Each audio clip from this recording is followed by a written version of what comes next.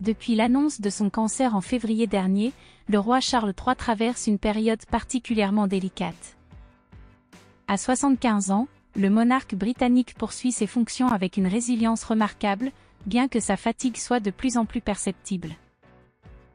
Après une intervention chirurgicale de la prostate en janvier à la London Clinic, Buckingham Palace a confirmé que le roi était atteint d'une forme de cancer, sans toutefois préciser les types exacts. Depuis cette annonce, bien que le mari de Camilla Parker Bowles ait repris ses engagements officiels, ses signes de faiblesse deviennent de plus en plus évidents. Lors de sa visite à Southport le mardi 20 août, Charles III est apparu visiblement amaigri, ce qui a suscité des inquiétudes parmi ses proches.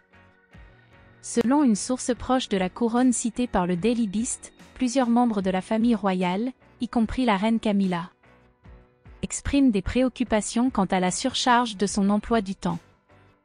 Il semblait particulièrement fragile à Southport mardi. En comparant les photos actuelles avec celles d'il y a un an, la perte de poids et le vieillissement prononcé sont évidents, confie une source proche.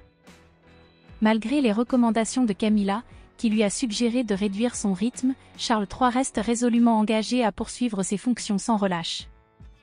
Charles est en réalité beaucoup plus malade que ce que laisse entendre Buckingham Palace et n'est tout simplement pas en mesure d'assumer les responsabilités quotidiennes de la monarchie, ajoute cette source. La situation serait désespérée. Il semblerait que Charles III soit atteint d'un cancer du pancréas, l'un des plus redoutables en raison de son taux de mortalité élevé, avec une espérance de vie moyenne de 2 ans. Des cas comme celui de Luciano Pavarotti, décédé moins d'1 an après une opération censée le sauver, illustrent l'urgence cruciale de détecter ce type de cancer le plus tôt possible.